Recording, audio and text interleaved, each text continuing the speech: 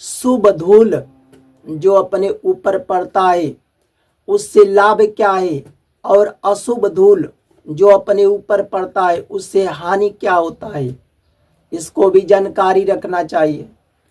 अब अशुभ धूल क्या हुआ?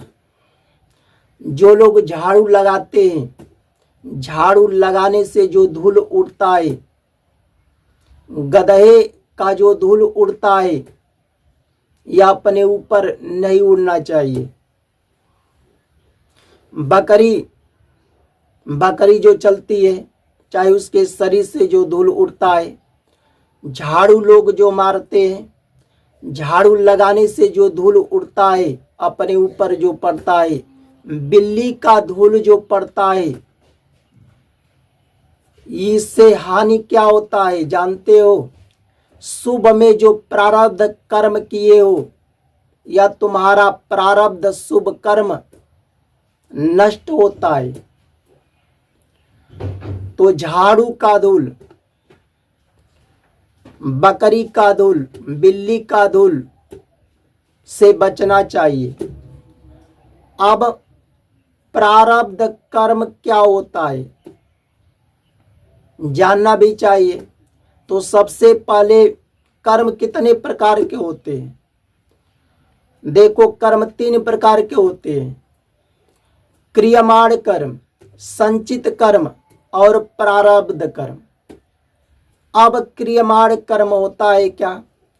सुबह से शाम तक आप कोई कर्म करते हैं, मान लो कि आप सब्जी बेचते हैं, मजदूरी करते हैं, तो यह आपका क्रियमाण कर्म हो गया।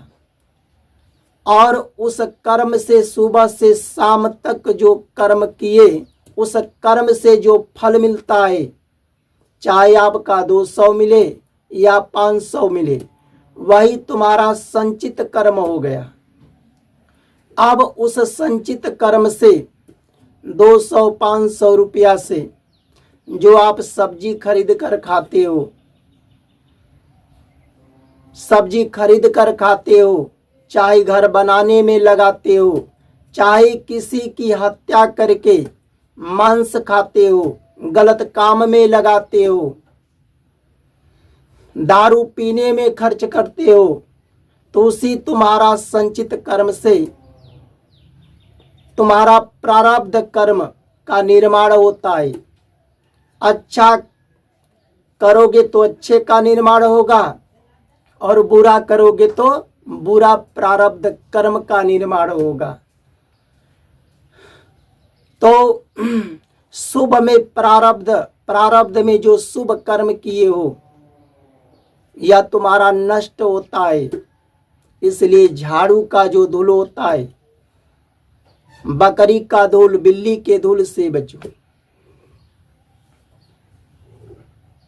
जो कुत्ता अपने पैर से धरती पर खरोचता है, जो धूल उड़ता है, कुत्ता को देखे हो?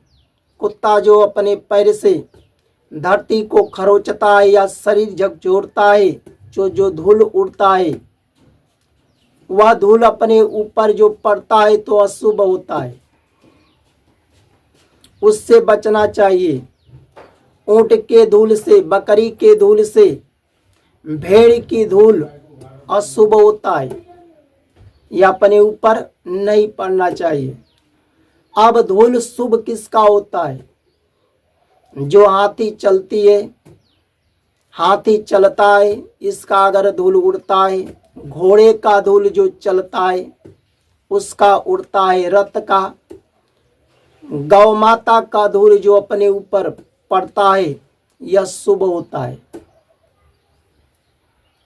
गौ माता का जो धूल अपने ऊपर पड़ता है, या पुत्र के अंग से जो धूल निकलकर अपने ऊपर पड़ता है, यह अत्यंत शुभ माना जाता है। गौ माता के खुर से किसी भी व्यक्ति के ऊपर, अगर गौ माता के खुर से जो धूल उड़कर कोई भी व्यक्ति अपने मस्तक पर धारण करते हैं, उसका फल जानते हो कितना मिलता है? आप तीर्थ के जल में जो स्नान करते हो, उस तीर्थ के जल के स्नान करने से जितना तुम्हें पुण्य प्राप्त होता है, उतना पुण्य प्राप्त तुम्हें होता है जो गौ के खुर से धूल उड़ता है, उतना पुण्य प्राप्त होता है।